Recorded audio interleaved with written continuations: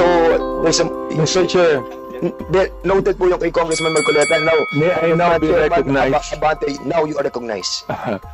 My query is if we have invited a certain Elizabeth Cruz, no, aka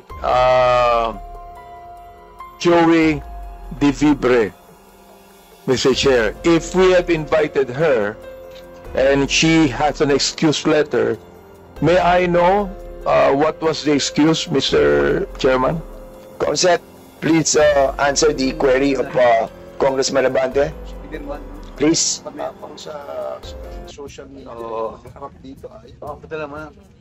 Thank you, Mr. Chair. Miss Elizabeth Joy Cruz was invited and she sent an excuse letter via email. Ano po yung kanyang excuse letter? Ano yung dahilan? One moment, sir. I'll get it from the chair. Thank you. Mr. Chair, Can you kindly also, Comsec, can you kindly also try to tell us those resource persons who have not attended this committee hearing? Yung may mga excuse letter, okay yun. But those who have not reply to our request to be present on today's hearing. Thank you, Mr. Mr. Chair, Chair. particularly first, Mr. Chair, Yes, Congressman Abante. particularly I am referring to AKA Joe De Vibre sapagkat matindi yung kanyang mga sinabi dito. Gusto ko talagang makita siya at makausap sapagkat dito minura niya ako. At ang sabi niya, manay kabubuhan sa kwad. Sayang kuryente sa'yo. Pagin mo sa kanya. Ano yung pack you? Yung pack you. Hindi ko alam yung pack. Congressman Abante. Dali lang. Katutuloy ko lang puta. Mr. Chairman, Congressman, don't be so personal. Let's be more comprehensive on this approach. Binabasa ko lang po. Binabasa ko lang eh. Sige, go ahead. I'll give you Pangalawa, November 13, 2024, nagmura na naman siya. Hindi ko na babanggitin yung mura niya. Pag tinatanong kung anong legislation ginawa niyo in relation to this BS, ano ba yung BS? BS inquiry, sasagot ka. Swelduhan ka ng taxpayers, gago. November 3, 2024, si Benny Abante at si Romel Marbil ay mga protektor ng illegal na droga dahil pilit nilang pinalalabas na hindi ito ganoon kasama. Tapos sabing ganyan, si Dan Fernandez and Ace Barber's survey are depressing. Alam na nila na matatalo sila sa eleksyon. So what is the hearing for? Smoke screen for the discount. Tinabi ko ito sapagkat matindi po itong mga akusasyon na ibinigay nitong gusto ko nilang magmura eh. Hindi na ako magbumura muna. Oo. Kailangan po, itong mga to, ang tatapang nila eh. Ang tatapang sa pagmumura, nang wala tayong kalaban-laban. Ngayon, pag kaharap dito, hindi makaharap dito. Oo. Mga takot din pala yung mga yan eh. Please hold your fire, please. I'm on the process of administrative ano pa lang muna tayo, Congressman Abante. We can tackle that on the interpellation. Mr. Chair, gusto ko lang pong bagitin tong kanya excuse letter. Nakalagay dito, after meaningful consultation with my lawyers, gumayad pa na abogado. I have decided to respectfully decline. Respectfully? Minumura tayo, respectfully? To share my knowledge on matters. Hindi knowledge ang kailangan natin. The lawyer, if this is like... Ask the lawyers kung libelous yung ginawa niyo o slander, no O nakalagay, I would like to categorically state that I am neither paid by POGO operators. Hindi na pinag-uusapan natin yung mga sinabi niya. Tapos respectfully, Elizabeth Joey Cruz, na nakikinig po sa atin ngayon, nanonood ngayon. Humarap ka dito, kumatapang ka. Hirap sa iyo nagmumura ka. nang dyan na wala kaming kalaban-laban. Humarap ka dito. Dito. Namo. Chairman. Wait, Chairman. No, wait. Quiet, Chairman. Please observe, refrain from laughing or whatever expression you wanted to, please observe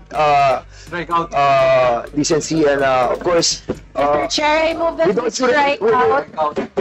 with all due respect, with Congressman Abante, I feel your sentiment, I feel your sentiment, but we are in the process of finding out the, yung pong implementation of the 10175, and I respect your freedom of expression.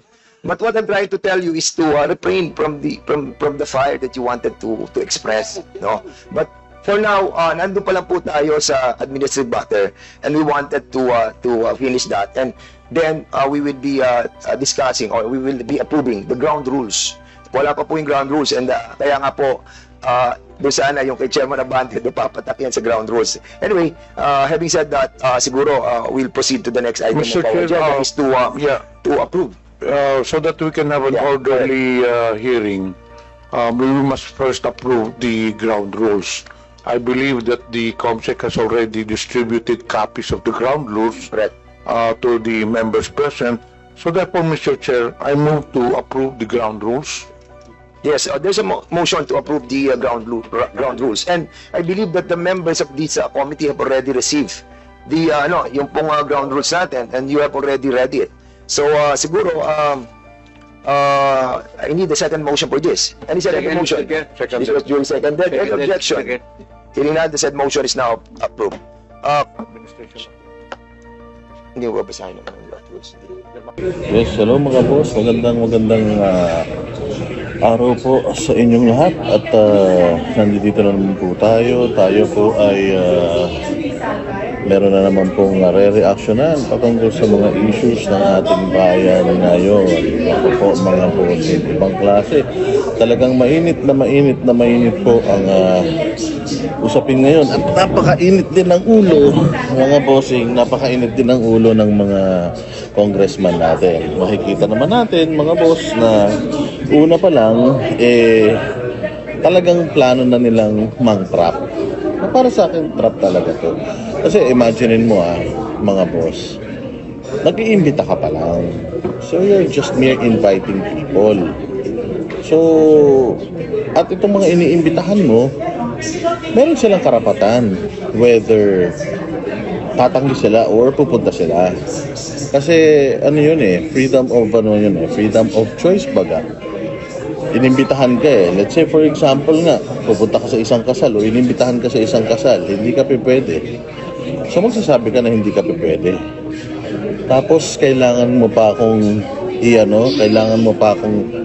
hingan ng mas malalim pang reason, or nagbigay na nga ako sa iyo ng rason ba't hindi ako pwede magpunta. Ito yung mga ito yung mga reservations ko, ito yung mga reasons ko. Tapos hindi pa puro sa'yo, and mas hihingi ka pa ng mas malalim pang explanation as to why hindi ako makaka-attend sa kasal mo. Diba, again ito po mga bossing, invitation pa lang ito. And kapag in-invite ka, kaya ka nga ini-invite inaanyayahan ka. So nasa sa'yo yun kung pupunta ka o hindi. Hindi ba? So bakit kailangan? Tsaka dito pa lang makikita mo na agad na personalan talaga to, mga bossing. Sobrang personalan. Kasi nagagalit na yung mga congressman, and it's as if they are challenging us to go sa sa hearing dahil matatapang daw kami. At kung matapang kami, dapat humarap kami doon sa hearing. Hindi. Pinakamaganda nito, kung matapang din kayong mga congressman, huwag niyong gagamitin yung kapangyarihan nyo para kumprontahin kami. Kasi kung binabanatan kayo sa social media, it's because you're accountable sa taong bayan, dahil nga kayo ay halal, kayo ay ibinoto, kayo ay pinagkatiwalaan. Kung ang tao ay merong tanong sa inyo, merong mga meron mga reklamo sa inyo, ang dapat na ginagawa nyo, instead na magalit kayo, dapat pinapaliwanag nyo na mali ito, na hindi tama ito, in a nice way. Pero nakita nyo ba, yung manner ni Abante ng pag-call out kay Joey De Vibre? Ang manner niya ng pag-call out kay Joey De Vibre is, ipinalalabas siya na kagad na sinisiraan at binabanatan lang siya ni Joey De Vibre. Sana tanungin niya rin muna yung sarili niya, bakit ba nakakapagsalita si Joey De Vibre bilang isang citizen ng Pilipinas? Bakit ba nakakapagsalita ng ganun sa kanya? Meron bang personal na galit si Joey sa kanya? Dapat yun muna ang inaalam niya. Bakit ba galit sa akin tong babaeng to? Bakit hindi kontakin mo nga at tanungin mo nga sa kanya kung ano yung mga problema niya sa akin? Ipatawag mo siya dito sa opisina and sagutin ko lahat ng mga katanungan niya. Ganun naman kasi dapat ang totoong leader. Dapat matapang ka, nahaharapin mo yung nag-aano sa iyo, yung kumbaga merong reklamo, dapat haharapin mo yun sa paraan na edukado, which is bilang congressman dapat ganun siya. Bilang mambabatas, dapat ikaw ay alam mo kung paano ka makikipag-usap sa mga constituents mo. Kasi technically, si Joey De Vibre ay isang Pilipino. Therefore, if you are the voice of the people, being the congressman, House of Representatives, you represent the people, dapat you're representing them well. Now, according dito sa kay Joey, you're not representing her well. That's why marami siyang mga questions. So dapat ang ginagawa nyo bilang mga mambabatas, sumasagot doon sa mga katanungan sa inyo dahil you owe that to the people. Binoto kayo niyan nangampanya kayo and feeling nitong mga tao na to, mga corrupt kayo So, ang dapat na gawin ninyo is patunayan nyo na hindi kayo corrupt. You do not call them out, murahin niyo sila. Again nakakadismaya kasi iimbitahin mo ako sa ganitong klase ng hearing na alam ko na kayo lang ang may kapangyarihang magsalita. Ang sasabihin nyo, ang tapang-tapang nyo sa social media kasi nga sa social media nakapagsalita kami. Bigyan nyo kami ng laya dyan na masabi namin lahat ng mga nasasabi namin sa social media, bigyan nyo kami ng assurance na hindi kami makokontent. Magkakomprontahan tayo dyan, walang problema. Pero kung gagamitin nyo din yung kapangyarihan ninyo bilang mga mangbabatas at yung contempt powers ninyo gagamitin ninyo para sa mga tumutuligsa sa inyo, mali po yun. Kasi parang ang lumalabas, may sinabi pa kayo na contemptuous. Etong statement ni Joey ay contemptuous. Ano ba yung contemptuous talaga? Contemptuous dahil ayaw nyo dun sa sinabi niya? Contemptuous dahil hindi kayo agree sa sinabi niya? Kasi kung ganun ang style, ang contemptuous sa inyo is yung mga bagay na hindi nyo napag-aagrihan, diktador kayo. Kasi kaya nga tayo may kanya-kanyang opinion. Yung opinion ko, opinion ko. Yung opinion mo, opinion mo. Pumasok kayo sa politika, dapat open kayo to public criticism. Dapat open kayo doon, dapat hindi kayo balat sibuyas, dapat hindi kayo mga reklamador, dapat hindi kayo mga mga malalambot ang puso. Kasi nga, alam niyo yan for a fact na kayo na you cannot please everybody. So dito sa hearing nito, ipinakita nyo lang mga bossing na talagang you are here to harass itong mga nanghaharas sa inyo sa social media. Which is alam natin pare-parehas na we are just calling you out kasi nakikita namin na mali na yung ginagawa nyo. So why not open a forum at pag-usapan natin kung ano yung mga ayaw namin sa inyo, and then ipaliwanag nyo sa amin kung mali ba yung aming pagkakaintindi. Hindi yung katulad yan, minura ko kaya pinapatawag ko rito kasi minura ko So ano yun? So personal yun. Akala ko ba nagpapatawag kayo ng hearing in aid of legislation? Bakit ngayon nagpapatawag kayo dahil pinapatawag niyo yung tao dahil lang minura kayo? Hindi ba? Meron naman mga batas naman na in place. Ang in place na batas mga bossing is pwede kayo mag-file ng slander, libel, those are available. pwede nyo naman pong ireklamo yung tao if you feel like libelous yung kanyang sinabi, slanderous yung kanyang sinabi.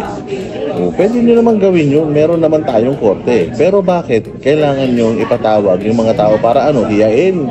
Para sabihin, murahin din siya dahil minumura kayo. Kasi kung gano'n, retaliation ang labanan, o di mag-retaliation na lang tayo, maglaban-laban na lang tayo sa social media. Murahin mo ko, murahin kita, o di wala tayong problema. Di ba? Kasi simple-simple lang naman kasi ng problema ninyo, mga magigiting na congressman. Kailangan nyo lang pong mag-unsubscribe at mag-unfollow sa amin para hindi nyo na po naririnig yung mga reklamo namin. Kasi pagka ang tao nagre-reklamo, ibig sabihin meron pong hindi magandang nakikita or meron pong hindi magandang experience. Napakadami po ng problema ng bayan natin Pilipinas. Nandiyan dyan yung problema natin sa GAA at saka yung problema natin sa Blancong BICAM report. Meron po tayo ngayon, nagdeklara po kayo ng state of tayo sa pagkain, na may kahirapan tayo sa pagkain. Oo, yung food security natin, palpak. Mantakin mo, we are an agricultural country, pero palpak ang ating food security. Ano pa? Drugs, tumataas na naman. Tapos yung corruption. Tapos ang dami pang mga issues na dapat na nating inaasikaso. Bakit mas mataas po yung budget ng DPWH sa education kaysa sa education sector? Bakit po yung ating bakit po yung hinihingi ninyong 16 billion lang na budget ng Kongreso na doble, actually more than double after ng BICAM? Di ba yun po yung mga dapat natin pinag-uusapan? Yung PhilHealth, bakit nawala ng budget? Yung yung DepEd, bakit binawasan ng budget? Yung napag-usapan dyan sa deliberation ng budget dyan sa Congress, pagdating ng BICAM, biglang nagsibago lahat. Nagreklamo yung mga secretaries dahil yung mga budget for projects nabawasan, yung iba nadagdagan. Di ba yun yung mga dapat na inaatupag natin kesa etong pamimersonan sa mga vloggers? Bakit kailangan nyo sayangin yung time nyo para dito? Wala na kayong gagawin batas dito in aid of legislation. Wala na kayong gagawin batas dito. The only thing para ma-suppress mo or hindi na ma-utilize ang Facebook is patalsikin nyo sila sa Pilipinas. Even YouTube, even TikTok. Alisin nyo sa Pilipinas. Pero hindi nyo kayang gawin yun. Why? Kasi nga pag ginawa nyo yun, you're curtailing yung ating freedom of speech and freedom of expression. Sa Amerika, tinatanggal na yung mga restrictions na yan. Sa Amerika nga, yung mga layers of yung layers of checking, tinatanggal na nga yan. Kasi kailangan na ulit i-practice yung malayang pagpapayag. If hindi ka happy, then gamitin mo yung platform mo para ikaw ay magsalita kung ano yung mga hindi ka masaya. And then it's up to the leaders or it's up to the person, the people na tinapik mo whether magpapaliwanag siya or hindi. Kung hindi siya magpaliwanag, edi go. Pero yung hindi mo nagustuhan, yung mga sinabi ko, that's why gusto mo akong halos patayin, gusto mo akong ipatawag, being you in power, gusto mo akong ipatawag dyan para babuy-babuyin mo ko or baka ganti ka sa akin. Kasi sa nakikita natin, as early as now, naipakita na kagad nito ni Abante na nandoon siya not in aid of legislation. Nandoon siya because galit siya sa mga pinost sa kanya. It's too personal and he wants Joey De Vibre to say that in front of him. Na ang sinabi pa nga ni Barbers na matatapang lang kayo dyan, pero pag pinatawag naman kayo dito, hindi naman kayo pumupunta. Paano nga kami pupunta dyan? Kung gusto nyo ipakulong naman yung mga pupunta dyan, tatanungin nyo yung mga pupunta dyan, hindi naman pwede makasagot ng gustong isagot. Pagka yung sagot ng pumupunta dyan, hindi nyo gusto, ikukulong nyo. Kung kinulong nyo nga yung mga general, paano pa kaya kaming mga normal na mga tao lang? Kung hindi nyo kayang sumabay sa social media, wag po kayong mag-social media. Ganun lang po yun. Masyado lang masama ang mga loob ninyo dahil yung ating yung mga surveys ninyo, surveys ng mga asawa nyo, surveys nyo sa mga tinatakuhan yung mga posisyon, lagpak. Kaya tuloy, hindi natin tanggal sa isip ng tao na talagang kaya nyo yung ginagawa yan is matalo man kayo, meron na kayong pondo. Yun ang minsan naiisip ng tao kasi pointless eh. Para sa akin talaga pointless itong pagpapatawag nyo sa mga vloggers kasi in the first place, protektado po ang mga vloggers ng karapatang pantao na yan. Sabi nga nila, wala nang batas na pwede pang gawin na abridging the freedom of expression. Kasi importante po yun. Hindi na po tayo, demokrasya po tayo, kaya nga tayo may eleksyon eh. Kasi may sarili po tayong mga boses at isip. Now, kung ako, iba ang leanings ko, edi unfollow mo ko at manood ka dun sa mga pinagtatanggol ka, plain and simple. Kasi sa totoo lang, si PRD, si Inday Sara, ang mga Duterte, grabe ang pangbabash paninira sa kanila. Ginagawan sila ng mga pictures and all. Even actually si BBM, grabe din ang pangbabash kay BBM. Pero nakita mo bang naggaganyan yan?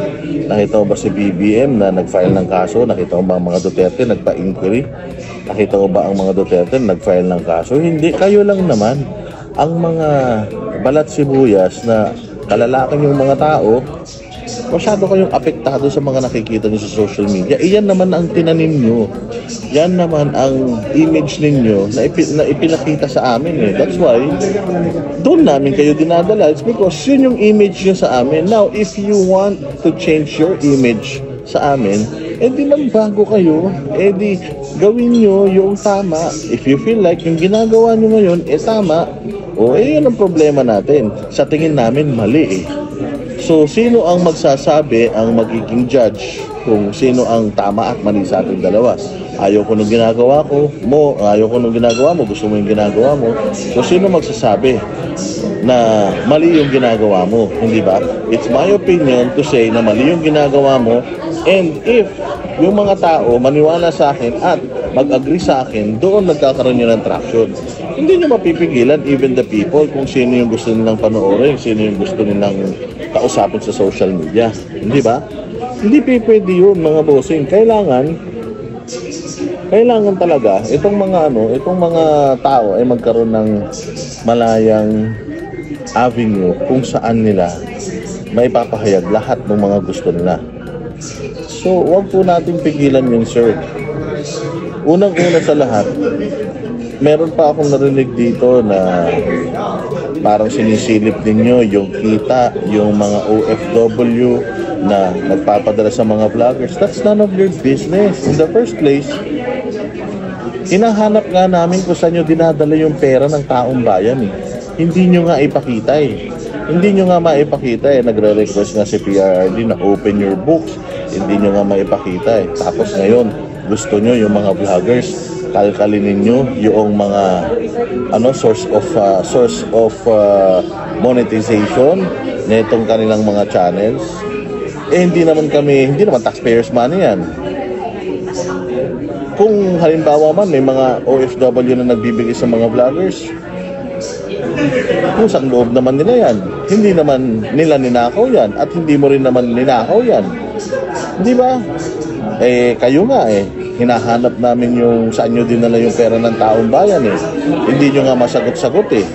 Hanggang ngayon, inaantay pa natin yung open the books. Hindi nyo nga masagot-sagot eh. Tapos kami mga pribadong tao, gusto nyong silipin kung saan nanggagaling yung mga pinagkakakitaan namin.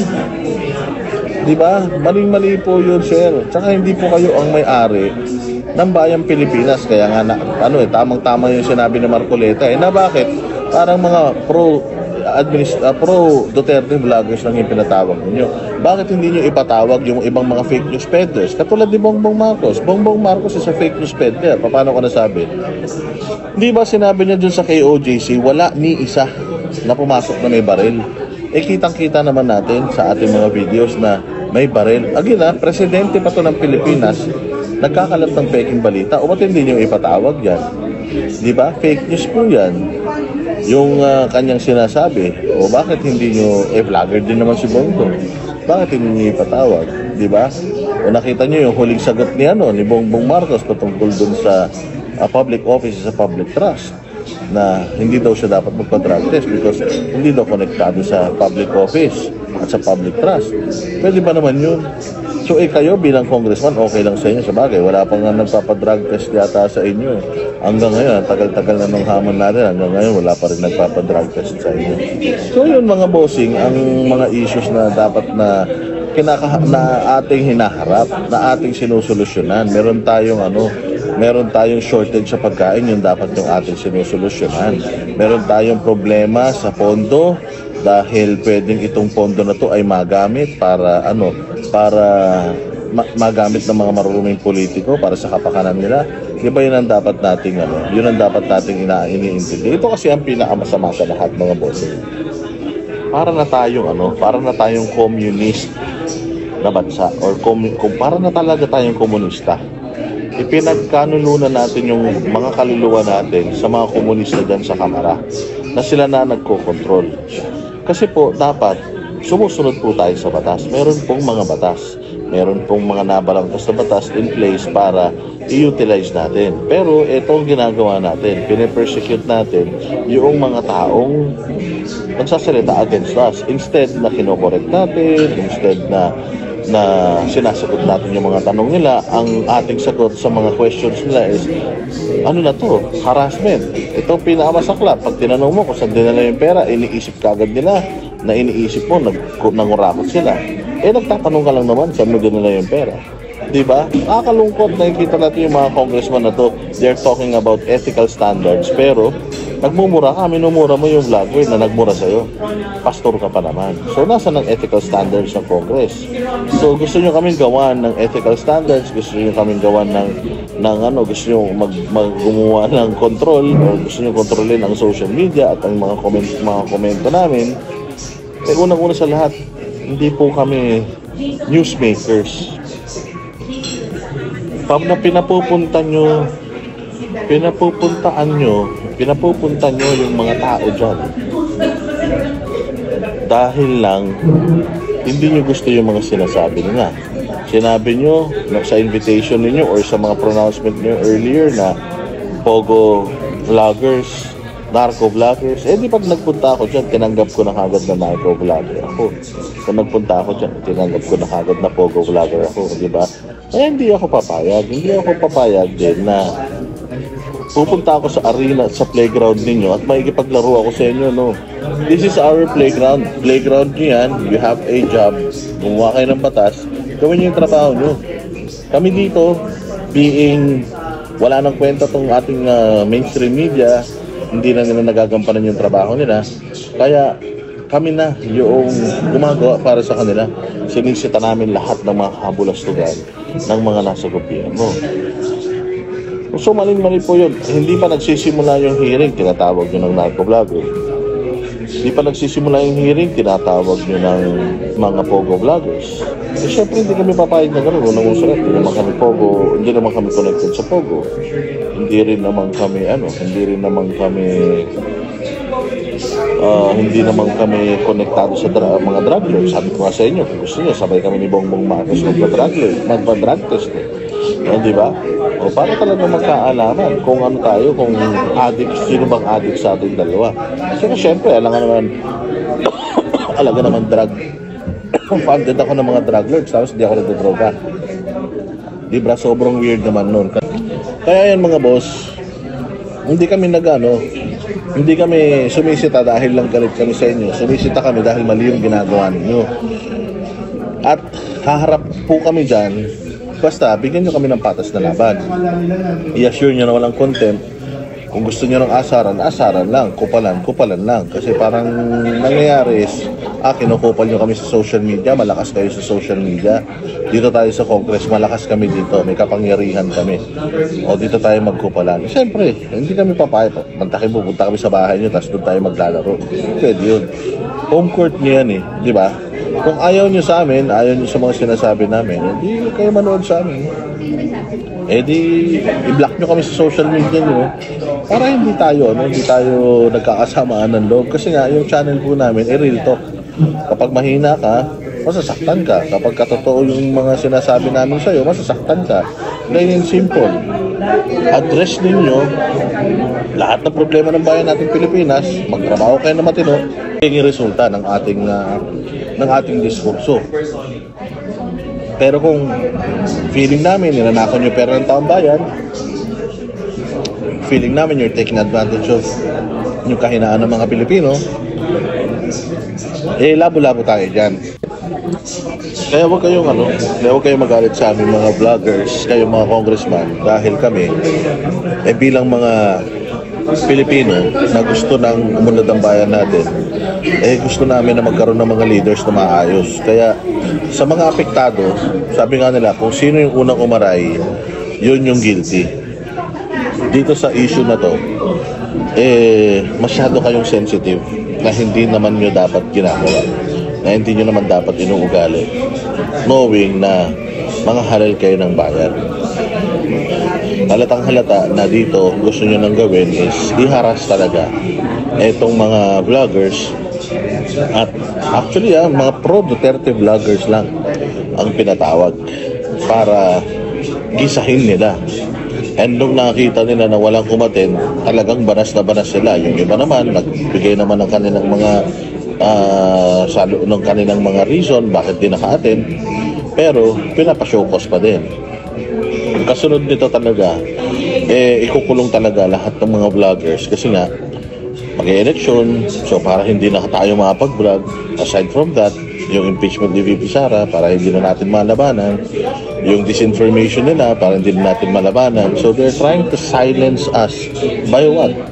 Ikukulong tayo indefinitely for us to be silent for a period of time. Kaya nga sabi sa inyo, ano bang sabi ni BBM? They are just noise lang daw tayo, mga bossing. Ingay lang daw tayo. So if ingay lang tayo, ito yung ginagawa nila para mamala yung ingay. Ginagawa nila is ikulong tayo, padala tayo dyan, tanongin tayo ng yes or no lang ang sagot. Tapos asarin tayo, and then if we lose our cool, they will use that against us. Then ipakukulong tayo. We have intel na talagang trap ito, and ang plano nilang gawin is, or baka ang plano nilang gawin, i-limit tayo, i-confine tayo, ikulong tayo para hindi tayo makapakampanya doon sa mga kalaban nila. Because sino ba kakampi natin? Yung mga matitulong sa gobyerno. Sino ba kalaban natin? Yung mga kupal sa gobyerno. Diba? So, yung mga kupal na alam nating ikakandidato natin yung mga kalaban nila sa politika para mawala na sila dyan, gagawin nila yung lahat para mapatahimik tayo, at hindi po tayo tatahimik. Meron po tayong mga hakbangin na gagawin at ginagawa para maproteksyonan po yung ating karapatan natin na magbigay ng ating saloobin, karapatan natin na magtipon-tipon, karapatan natin na sumigaw, karapatan natin na magreklamo. Ay ko nga, yun na nga lang po ang natin ang meron tayo, bibig na magagamit para sabihin lahat ng mga gusto natin sabihin, binabawalan pa nila tayo. So ayun lang mga boss, magantay po tayo dahil marami pa po kami mga gagawin, marami po tayong mga pangontra na, or at least man lang kahit pa paano marami po tayong mga ginagawang mga bagay para mapigilan itong pagpamalabis. Panawagan sa mga congressman, kung ayaw nyong masita, huwag kayong gumawa ng kasalanan. Kung ayaw nyong masilip, huwag kayong magnakaw. Plain and simple, magtrabaho po kayo para sa bayang Pilipino, para pare-parehas tayo makinabang, hindi yung mga magnanakaw lang. So magkita-kita tayo ulit mga bossing, update ko kayo kung ano pa yung mga nagaganap at magaganap dito sa ating dito sa ating invitasyon dyan sa Kongreso.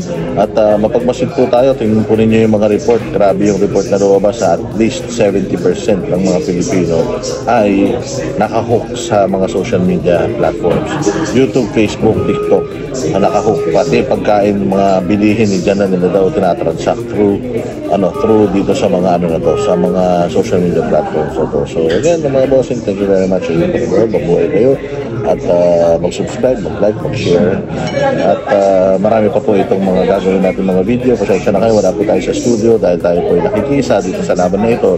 At hindi po tayo papayag na magkaroon sila ng pagkakataon na babuyin tayo. So, gigil na sila sa atin eh. Yun ang importante sa lahat. Yung makita ng buong Pilipinas, buong mundo, kung gaano kapikon itong mga mambabatas natin doon sa mga nagsasalita against them.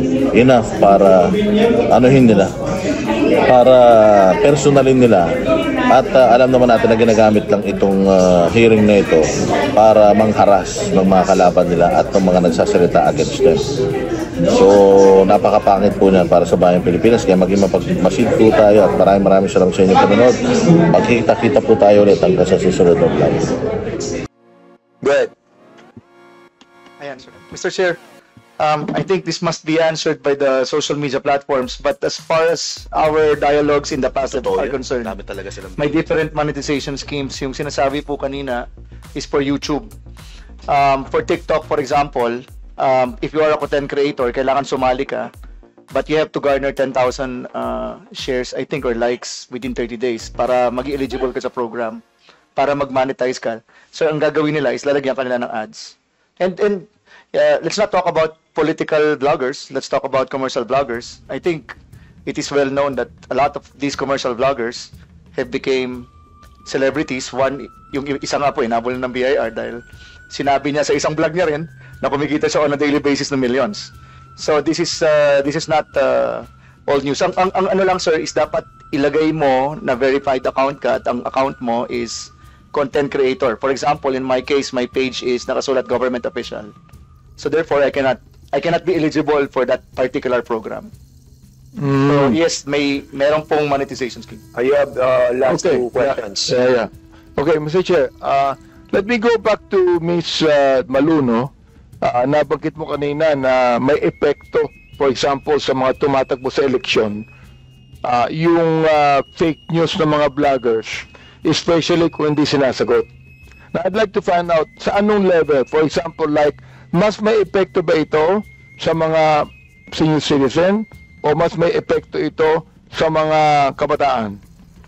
Mr. Chair, Yung ba'y pinag-aralan nyo rin? Congressman Abante, that is known as segmentation and targeting. You segment the populations, you are able to target which among them you would want to convert.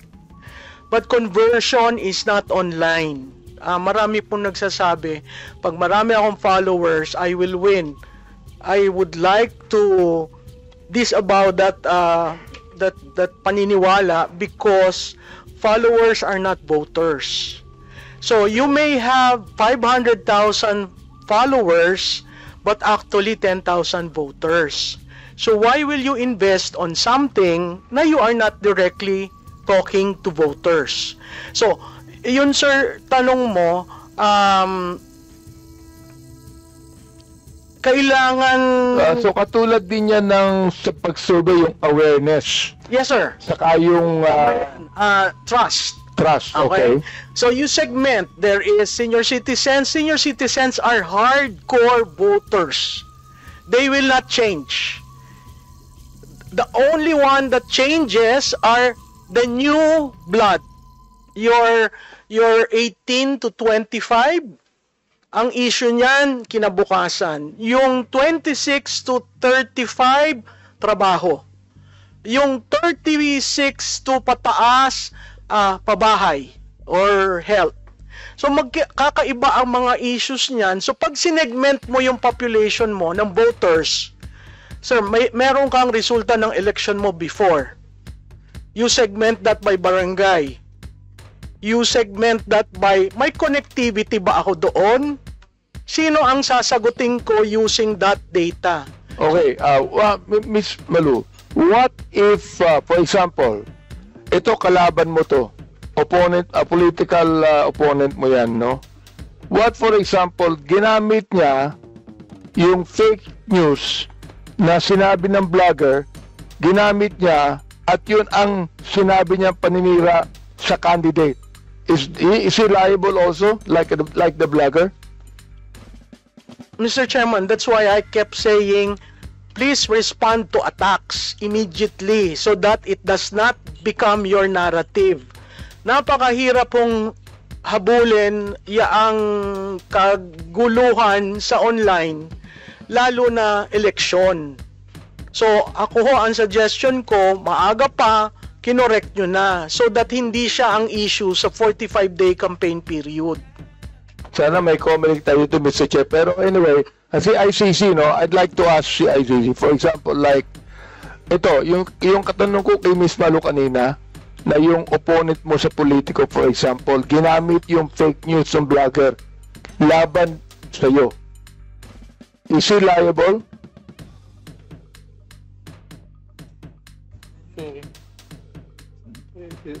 Sharing is not liable under the current laws that we have. He's not liable? Under the